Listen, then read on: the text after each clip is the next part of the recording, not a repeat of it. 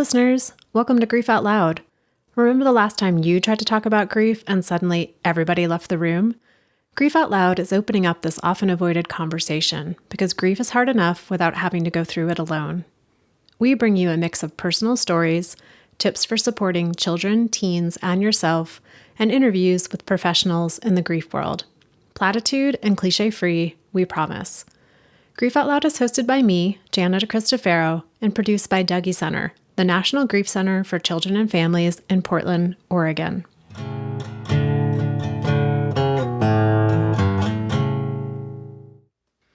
I imagine many of you can relate to the daunting task of going through the stuff after someone dies. There's the legal stuff, the emotional stuff, the logistical stuff, and the stuff. The clothes and furniture and kitchen utensils and sentimental items and those 3 boxes in the basement or garage that you can't even bring yourself to open. Now, imagine being faced with that same situation, but having this question in mind. If I could only pick 100 items to represent my person, which ones would I pick? Then imagine picking those items with the intention to create a gallery show out of them. Does that shift anything for you? Because it definitely did for today's guest. Almost a decade ago, Charlene Lamb's mother died suddenly of a stroke. Her mother lived alone in her dream house, a house filled with items big and small, and Charlene was tasked with figuring out what to do with all of them. In the face of all of this, she felt paralyzed. So she used her curator's mindset to help, and she asked that same question. If I were to do an exhibition about my mother, which 100 items would I use? That experience inspired her to create the Grief Gallery, which presents exhibitions, installations, and events featuring the belongings of people who have died. Charlene is also a certified grief coach and hosts monthly grief gatherings that are open to people from around the world. Charlene and I talk about the Grief Gallery and what it's like to think about curating an exhibition about someone. But we also talk about a lot of other things. Charlene is the child of Chinese immigrants, and a lot of what she learned about grief was informed by their cultural beliefs. And because her home wasn't a traditional one, she also lost some of the through lines to the rituals and routines connected to those beliefs. This episode is coming out a few days before the Lunar New Year, and we talk a bit about how for Charlene, that holiday does and doesn't intersect with grief.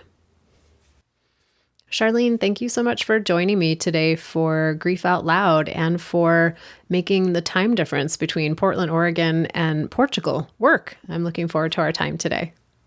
Thanks so much for having me. That's like the magic of technology and Zoom and the internet, right? Portland to Portugal, right? Just like that. I know, listeners heard a little bit about you in the introduction, but what feels important today when it comes to introducing yourself? Like, what do you want listeners to know about you? Yeah, so I'm a certified grief coach and the curator of the Grief Gallery, as you mentioned. And I am in Lisbon. I'm originally from New York City, but I'm reflecting on being here in Portugal and how this is part of my grief journey. As much as some people don't like that phrase, the grief journey, I do feel like it has been a journey and it is a journey and it'll continue to be a journey. Reflecting on how my mom lived her life, I think really brought me to considering how I wanted to live my life. And I think when people ask me, why Portugal?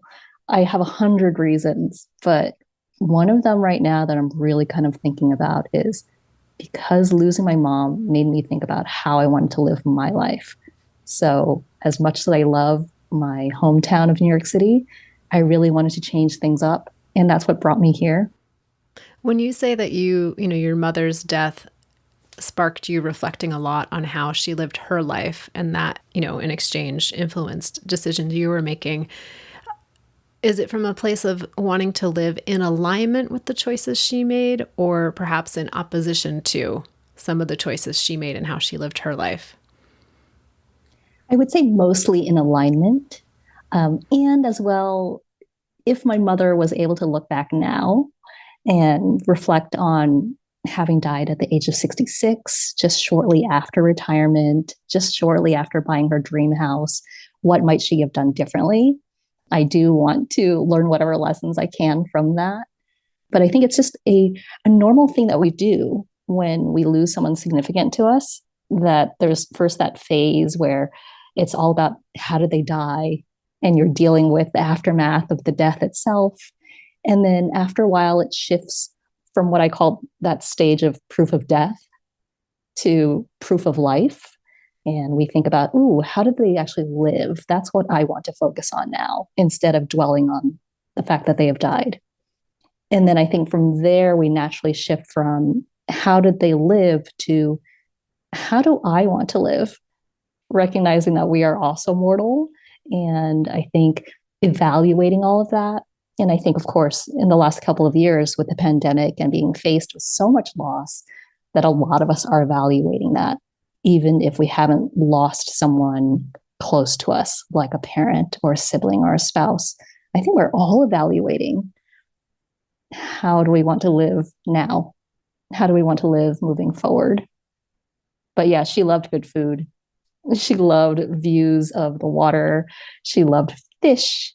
She loved sunshine, just enjoying life. So definitely the choice of going someplace quieter, going someplace that felt like it had more space for me emotionally and physically and financially, to a place where I felt like I could experience beauty every day.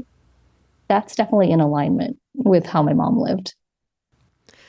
And I certainly didn't do this on purpose in terms of how I was thinking about questions we might talk about today. But as I'm thinking on them, I'm like, oh, we're actually taking a similar arc from proof of death to proof of life to how you live your life now. So I do want to take us back to kind of those, the first few days and hours after your mom died in 2013, and she died very suddenly.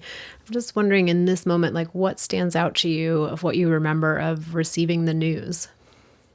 Yeah, it's been almost 10 years. So it's an interesting time to be looking back on that time. She died very suddenly from a stroke, and my mom was living in New York City, or rather about an hour north of New York City. And I was living in London at the time. We had a good relationship. And just like her, actually, I have a very independent spirit. So I just remember, I always describe this as feeling blindsided. 2013 had just started. I was feeling good about my work in London. I was working with creatives. I had big plans, plans for travel, plans for exhibitions that I was going to put on. And I remember tweeting, I have a feeling 2013 is going to be a good year. And then I was in a co-working space and I got an email from my aunt saying, have you heard from your mother? She is not getting back to me. And I think this is the interesting phenomenon of modern loss, where technology comes into play. As my aunt is emailing me, I'm emailing her back. I'm instant messaging my cousin, asking her when's the last time her mom spoke to my mom. I am contacting other people in my life, seeing if they have heard from my mother. Of course, we're all trying to call her on her mobile phone and on her home phone.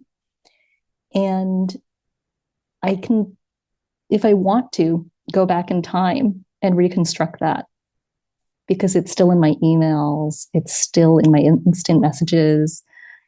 It was all in real time.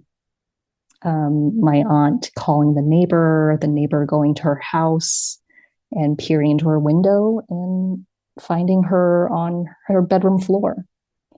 And I was getting all of this relayed to me in semi real time, an ocean away, by phone, by email, and then immediately telling my cousin the news, again over instant messenger, and then emailing one of my best friends and telling her what had happened. So it both seemed entirely out of the blue in so many ways. We didn't know for a while that she had died because she lived alone, was fiercely independent, like I said. So even though there was a lag time, everyone found out at once. It really did feel like we had been blindsided, or as some people describe, like a bomb went off, and just everyone knew at almost the same time. because of the wonders of technology. You're in London and it's like the network gets activated to try to find her, to find out what's going on. And then once you get the news that she has died, that same network is in place for everybody to find out at the same time. Yeah. It's kind of like thinking back on it, kind of like scenes in movies, TV, when you have scenes of people calling around. And with that analogy of the car crash, I imagine the reenactments of car crashes as well, where I was just kind of going along with my life, doing whatever I was planning to do that day. And then suddenly this news and everything changes. And I remember being so preoccupied by what do I need to do next? Because that's the way I cope. I was Googling, what do you do? I think I made a checklist almost right away. And I thought, oh, I need to know what are the funeral plans? I need to let her friends know so they can fly in for her funeral. So I also emailed her close friends very, very quickly because I think my coping mechanism was to say, I am a doer. I'm the responsible one. And I'm also an only child. So I knew I would be the one to do this. So I jumped into action. After initially crying very hard, I didn't really cry very much for maybe the first 2 years because I just went into action and coping and doing as my way to process what had happened.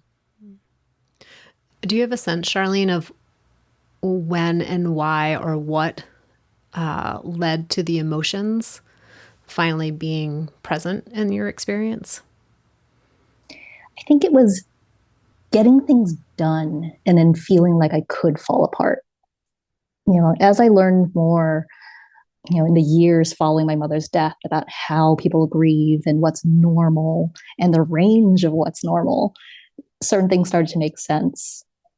That some of us are cognitive processors versus emotional processors. I'm very much a cognitive processor. I like for things to make sense. I want to do the research. And I'm also very much an instrumental processor. So, like I said, I put together a binder. There were tabs. There was a spreadsheet. There was a checklist. And that's how I did things. That year, part of that year that was supposed to be so great, included a trip to Brazil in that spring. It turned out that my mother did not want a funeral. She had told my aunt that, but I didn't know that. So we planned her memorial for April in 2013 after this trip to Brazil that I had already planned. And I remember telling a family friend, I'm going to go to that beach and scream and cry because I think there's something about being in a city like London, being in a city like New York, and being surrounded by family and friends who are worrying about you. I did not feel like I could fall apart. I did not feel like I could scream. And what if I fell apart and I couldn't pull myself together again? I have a house to sort out, her house. I have paperwork to sort out. I have to get things done. So I really felt like I couldn't fall apart. And actually, I didn't even fall apart on that beach. I sat on that beautiful beach in Brazil and I did not scream. I don't think I even cried. Interestingly, what I did was I danced, and it was one of the early manifestations of leaning to my creativity as a way to process my emotions. My mother, in her maybe 20s and 30s, had been part of a dance troupe in New York City.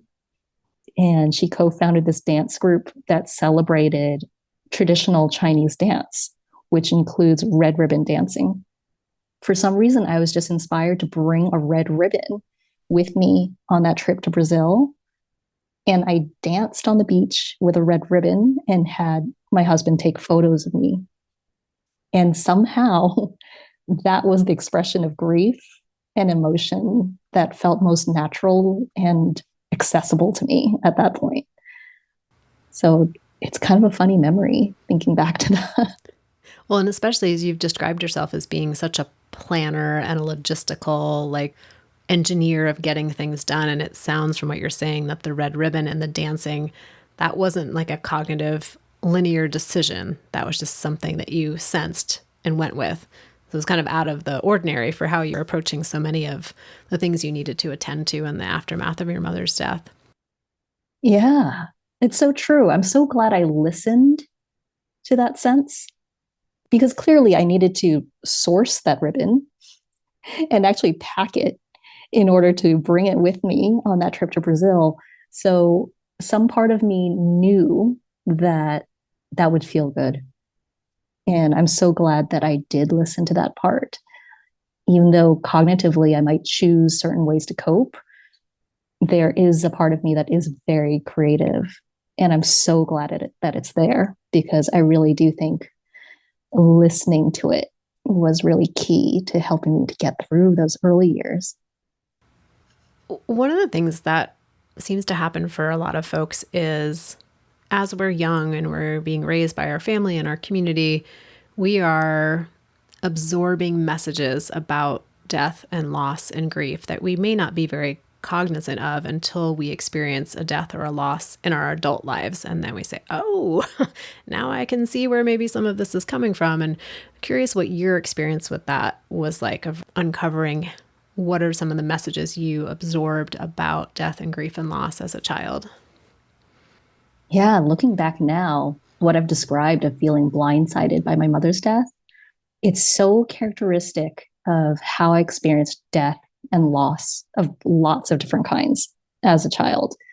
Because my family and my mom, especially, was not great about being able to, one, talk about death, and two, to soften the blow or to convey the news that someone had died or was dying in any kind of way that helped a child to process it. My earliest memory of losing someone was my grandmother. We lived with her in her apartment in New York City, and she died when I was 5. And she had cancer, and child me knew that she was sick, but I don't even know if I really understood what sick meant. I don't know if I understood the severity of her illness. I know that sometimes my mother would go to the hospital and I would get parked somewhere with a book and she would buy me treats from the deli from the Upper East Side. But I didn't really understand what was happening. And when my grandmother did die, she really didn't know how to tell me. Maybe she had gotten some advice and kind of said, "Oh, it's kind of like she's sleeping." And I remember perking up and saying, "Oh, so she's just sleeping?" And my mother getting flustered and kind of saying, "Oh, well, okay, that didn't work out how I thought it would." And I didn't really understand it. I do remember being very confused because people in our apartment building knew that my grandmother had been sick. And I remember holding my mother's hand, and we were standing in the lobby, and a neighbor asked my mother how her mother was doing. And I remember my mother saying, "She's fine." And I was so confused because she had told me that my grandmother was dead and not coming back.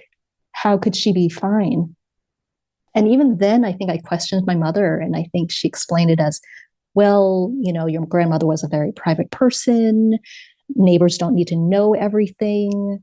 They'll get nosy and ask a lot of questions. So there was so much confusion. So to me, death and loss was something that was mysterious. It was not talked about. It comes out of the blue. Adults will lie about it. Secrecy is inherent in it.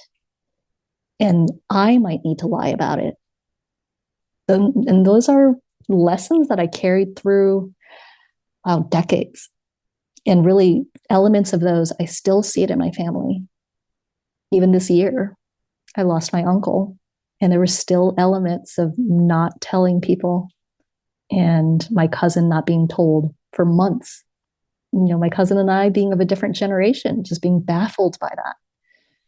But you really do see how those patterns, how those family approaches carry through generations and decades. Are there elements of that, for lack of a better word, inheritance of, grief is something that to not be spoken of, it's very private, which to me, when I hear like we keep it kind of secret, we don't talk about it, there's also can be an undercurrent of it's a shameful thing. We don't talk about things that are shameful in a way.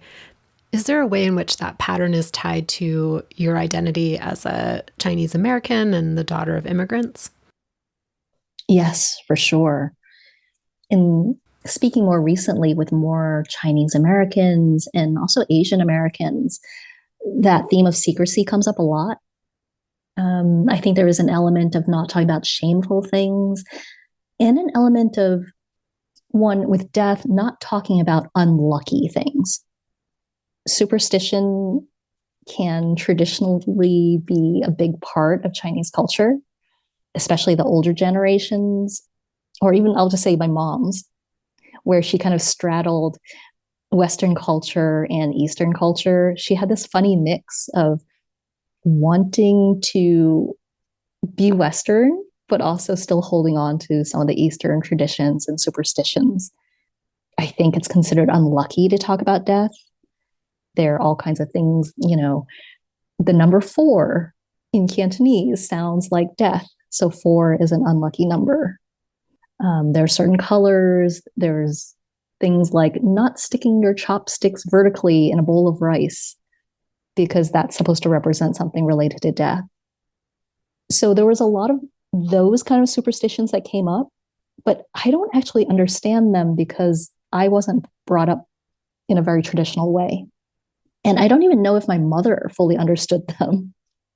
She inherited these kind of beliefs from her mother and from her upbringing as a child in Hong Kong, but she didn't fully believe them, I don't think, but she's definitely still passed them on to me as a maybe just in case we don't tempt fate and we don't bring up these things. And then I think in terms of secrecy, there is an element of Chinese American culture and I think just the circumstances, Chinese American life and history in the US, that secrecy, as I learned, well, I didn't learn it until I went to college and took a Chinese history class because my family, again, did not talk about it. Because of the way that immigration policies happened in the US, a lot of families had to lie. Lying became part of how people were able to immigrate to the US because there were policies that forbade Chinese men, for instance, from bringing their families. All kinds of things had to happen in terms of paperwork and changing of names in order for families to be reunited and in order for family members to come over. I, again, am learning this really from a distance. I don't fully understand what's happened in my own family in that larger history. But I think there's something about that immigrant experience of never quite being fully open that does carry through into all of these potentially touchy or vulnerable subjects, including death, including loss. So it's really interesting how those intersect. Yeah, like the idea that a tradition or a belief can really be a reverberation or an echo, even if you or even if your parents' generation don't particularly know the details of the origination of the sound. Oh, that's such a great way to put it. It's the echoes, this echo of like, don't tell people too much. Tell people the bare minimum. People are going to be nosy. If you tell people things, it might be used against you. I think those are echoes and warnings that a lot of immigrants and children of immigrants can relate to. And it definitely echoed through my family, and I think continues to. Well, and then we're talking about this idea of like, keep it pretty private, don't share more than you need to, don't be very public about grief and death. And then after your mom's death, you become the founder and the curator of the Grief Gallery, which is quite a public, situation. And can you talk a bit about like what is the Grief Gallery and how did you come to the place of creating it? It is public. And I talk about my mom all the time, and I talk about her death all the time. But hopefully, I also talk about her life and how she inspired me to start this. The seed for the Grief Gallery began when I went to my mother's house after she died. When she died, she had a 3,000 square foot dream house north of New York City. And she had only bought it a couple of years before she died. She had expanded it, and it was full of stuff. Not because she was a hoarder, but because she had achieved the American dream of having a career and taking early retirement, and she enjoyed shopping. So I had the task of going to her house, figuring out what to do with it, and figuring out what to do with all the stuff in her house. I had to eventually sell the house because there was a mortgage on it, which meant I had to empty it. And I was in paralysis. Everything that I looked at seemed really precious. It was like the soy sauce in her kitchen, all these souvenirs from her trips, and I couldn't figure out how to let any of it go. And at the time, I was living in London and I was working as an independent curator. So I was putting on exhibitions featuring the work of designers and artists. And in my desperation, I put on my curator hat and I asked myself, okay, if I was to do an exhibition about my mother, which 100 objects would I choose? And I think that question, that creative brief, again, that leaning into creativity, I feel so lucky to have stumbled into that question because it got me out of paralysis. As a devastated daughter, I was in shock. I couldn't make any choices. But as a curator with a creative question and maybe with a bit of that emotional distance, I could start to choose, okay, this is the story I want to tell about my mother. This is the object that would represent that story. This is the object that was really significant to her. I would definitely want to include that in the imaginary exhibition. So it was a theoretical question to start. But then eventually I did do an exhibition in London featuring some of my mother's objects. And I often say now that that was the memorial I really wanted to give her because, the actual funeral, it was okay, a little weird. People say things and do things that are always a little bit strange at funerals, I think. So the exhibition that I did about her after I sold her house was, I think, the memorial I really wanted to give her and really represented her and my relationship with her. And it was so powerful that that's really what started the Grief Gallery, that concept. And in the years since, I've done exhibitions about grief and loss. They often feature the belongings of our loved ones that we've lost. And first starting off with my mother's objects. And then over time, I've invited people to bring in the belongings of their loved ones to be put on display, to be photographed. And we share stories about the person who died. And we share stories about the objects. Why that object? What does it represent? Why is it so meaningful? I just love that setting. I think the gallery concept is still my happy place. It's where I feel safe. Now I'm so curious, did the soy sauce make it into the 100 items for the original curation? Not the one in London, though the soy sauce was one of the last things that I tossed out because it had so much meaning. And I did actually have to call my cousin in to help me throw out the soy sauce because I just could not do it myself. I did do an exhibition in Toronto at the start of January in 2022. It was part of a design residency. So I did have an exhibition and I did buy a bottle of soy sauce to represent my mother's soy sauce because it had so much meaning to me. All the meals that she would cook, her love of feeding people, but also all the regrets that I had about not having learned how to cook from her, the recipes that I would never learn. She was a way better cook than I am. It was really interesting to have that soy sauce there.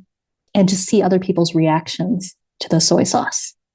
Toronto is very multicultural, and there were Asian Canadians of all kinds coming in who just instantly got the significance of the soy sauce. Though for some people, they would say, oh, it was the fish sauce. It's the sauce that, every auntie has in their kitchen. It immediately takes you right back there. So I think that's the power of those objects, even if it's not the exact same object, not the original soy sauce. Is there another story that you wanted to tell about your mother that came through in those objects that you selected? Yeah, because I think to your question earlier, right, about how did we go from secrecy and privacy to public exhibitions and displays? These exhibitions usually happen during design festivals. So the most recent one was in September at the London Design Festival. Part of the reason for this transition from private to public was because of my mother's own evolution. She went from being the mother who couldn't tell me that my grandmother had died, who told me not to rock the boat because we're Asian, so we shouldn't stick out too much, to eventually, after she took early retirement, she decided to go into a second career. She decided she wanted to help people. She retrained and finally got her college degree, got her master's to become a marriage and family therapist. And when she died, she was training to be a social worker. She specialized in working with Asian immigrants, older populations, and she would give talks and presentations about advanced care directives and end-of-life planning and about grief. She left so many printouts in her home of research that she had done and then translated to Chinese for her slides. So she became someone who wanted to talk about loss and encouraged other people to explore their grief. And some of the earliest material that I had when I was in her house trying to figure out what to do, I would look through her files and there would be a file labeled grief.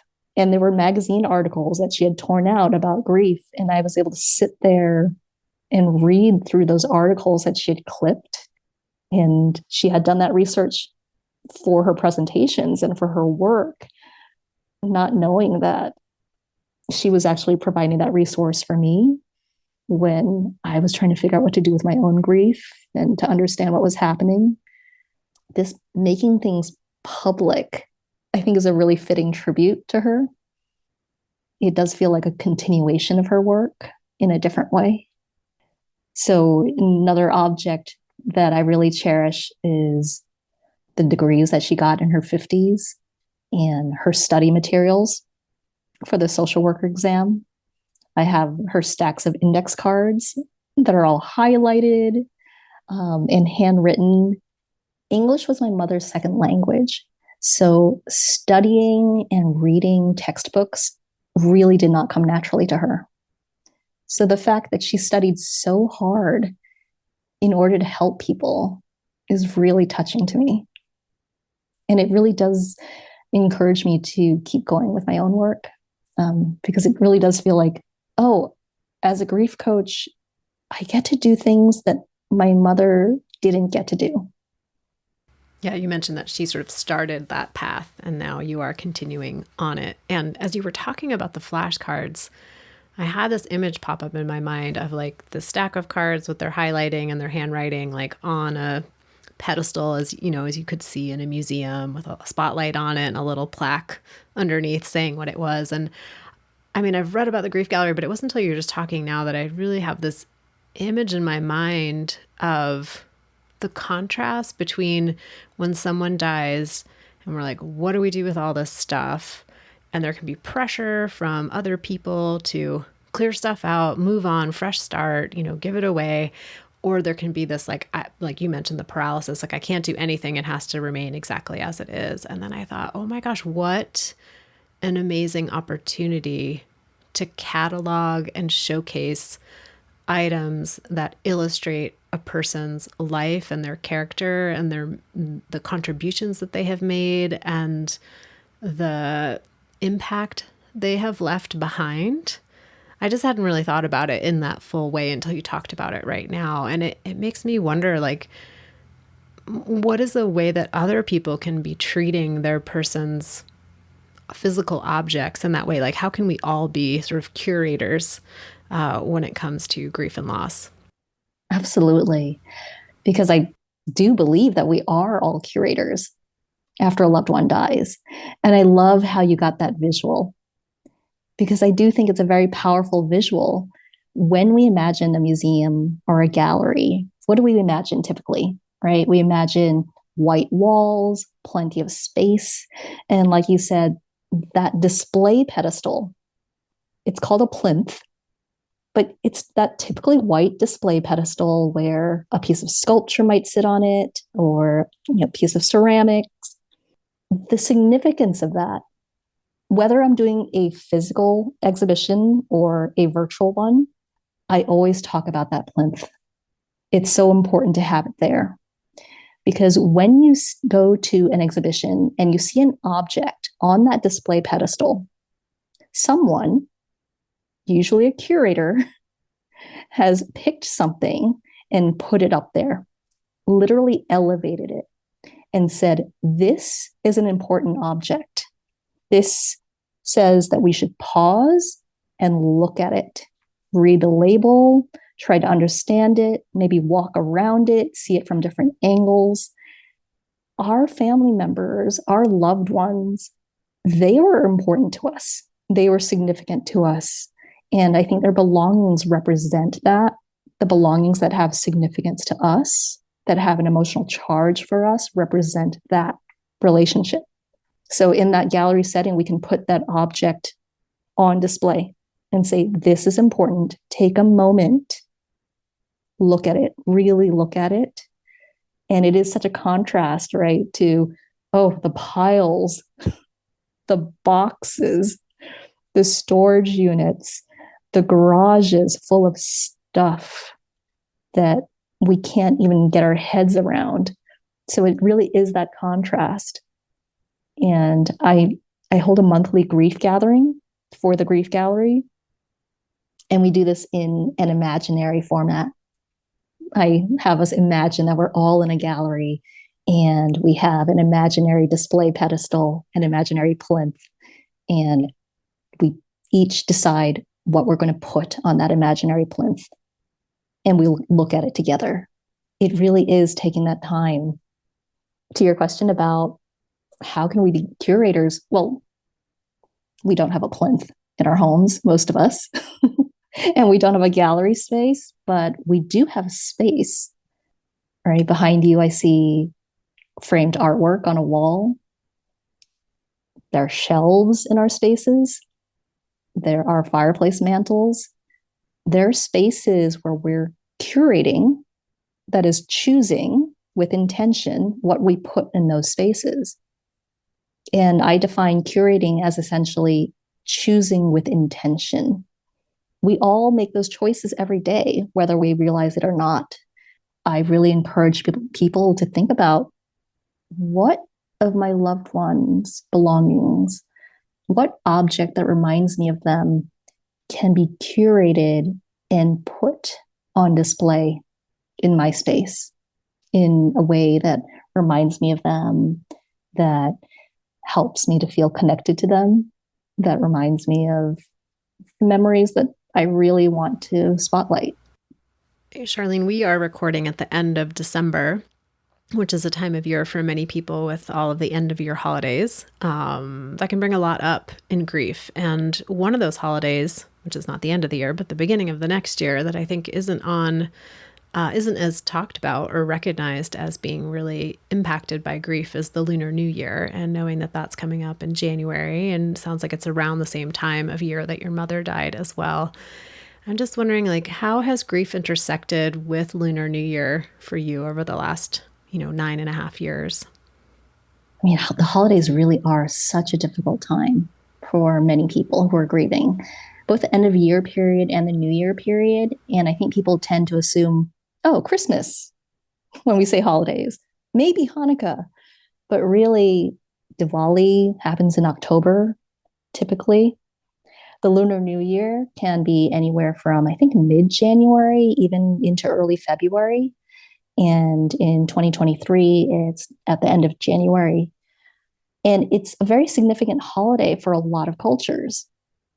Now, as I said, I wasn't raised to be very traditional. So I don't actually know what the traditions are around the Lunar New Year. But I knew that it was very significant for my family members. They really celebrate the Lunar New Year more than the official New Year on January 1st. And there are a lot of traditions around it. I, again, only hear about it mostly through superstition. I know that you're supposed to cut your hair before the Lunar New Year, that there's something about not sweeping away the good luck. It's all very fuzzy to me, but mostly what I associate with the Lunar New Year is superstition, because my mother did die in the lead up to the Lunar New Year. And the message that I got, unfortunately, was again, don't tell people. It's considered unlucky. You're not supposed to talk about death, especially around the Lunar New Year. Don't tell people. They will be uncomfortable. And that was just baffling to me. I instinctively felt that community and getting support from friends and family was so important. And to be told, no, don't tell people, don't reach out for support, just felt wrong. I remember talking to other Chinese people who relayed the story of losing their father and going to Hong Kong, again around Chinese New Year. And they said they felt like ghosts wandering around the city because everyone else was having their celebrations, but they wouldn't be welcome because they had experienced a death. They were isolated. Again, that seems so wrong. So there are positives and negatives to being raised in a non-traditional way. One, I heard about the superstitions, but I'm not that superstitious myself. Two, because my parents did eventually decide to challenge some of the traditions, they became much more open to mental health support, to the idea of therapy. When I experienced depression as a teenager, they got me the help that I needed, which is not very typical, unfortunately, of a lot of Asian American families. So that's the upside of not having been raised in a very traditional way. The downside is I don't know a lot of the traditions that are supportive. So, for instance, there are rituals. If you go to Chinatown, you might see in some of the restaurants and the stores that there are altars that are for the ancestors. Again, I've heard of how the ancestors play a big role in how they can advise you and how you can stay connected to them. And when I hear that, it feels like I'm watching a movie because that's not something that I've experienced myself. That might as well be something from the Joy Luck Club or from some kind of Hong Kong movie. I've only seen it. I haven't experienced it. Other friends who remember, oh, when their grandmother died, they flew to Taiwan and there was a whole procession and there was a whole ceremony for saying goodbye. And on some level, I feel some envy there because there was no real ceremony. There was no way to really honor my grandmother in a way that felt connected to our heritage. It's all foreign to me. I'll put it that way. You seem to be speaking to something I think a lot about, where someone in our life dies, there's the pain of missing them, that person no longer being physically here with us and all that comes with that. And then there's this absence or this void for a lot of people, not for everyone, but for a lot of people, of like structure, routine, rituals, known things that are just sort of automatic, that we know this is what we do. And I appreciate that the grief gallery that you've created offers some element of that for people, of a ritual or a routine or some sort of structure or scaffolding for like what to do with the things, but what to do with our feelings and how to recognize those in community with other people. So it seems like it's creating a bit of what you have mentioned that you grew up not having. Yeah, because I think we are talking more now about the importance of ceremony and ritual. And we've seen how the disruption of funerals and memorials, the rituals that we do have, when those got disrupted during the pandemic, how difficult that was for people. So I think there is a lot more awareness of that role and the importance of those rituals and ceremonies, especially when you're not religious.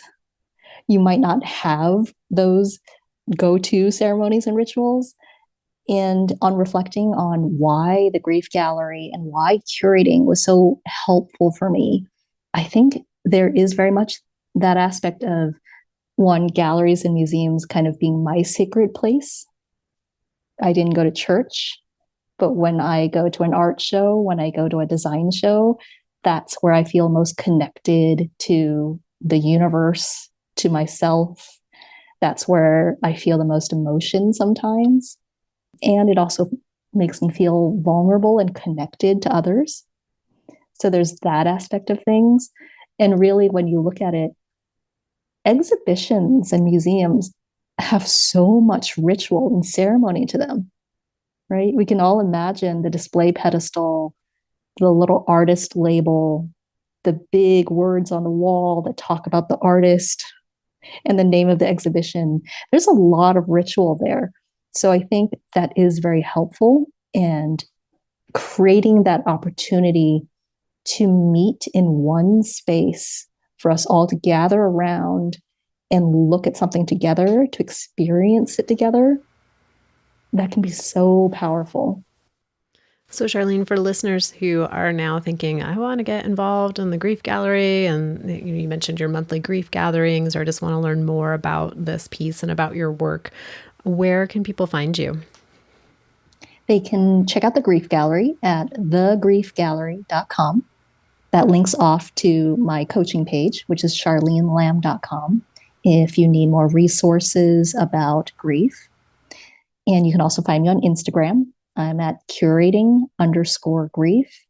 And you can find out more about the monthly grief gatherings through all of those channels. If you want to bring an object, bring some stories, and we can explore how those belongings can reveal so much about your relationship to the person and your relationship to the loss and your relationship to grief. Because as you said, it's so multi-layered. Well, listeners, as always, I'll put all that in the show notes in case you didn't catch it all as Charlene was saying it. And Charlene, thank you again for your work, for making time, for being part of Grief Out Loud, for telling the stories that you've told us today. I'm just really in a lot of appreciation for you. Thank you so much. It's been so fun. We got to go deep. Our listeners expect nothing less when they tune in. Of course. Well, thank you again, Charlene, and to everyone out there. I thank you each and every time for tuning in, for making the show mean what it does, for sharing episodes with people who might be interested in what we are talking about here. If you want to email me directly, you can reach out at griefoutloud@dougy.org, and that's DOUGY.org. It's also our website where you can find information about our local programming, our free downloadable tip sheets and activity sheets, and all of the past episodes of Grief Out Loud. Our podcast is sponsored in part by the Chester Stephan Endowment Fund. Thanks again for listening. We hope you'll join us again next time.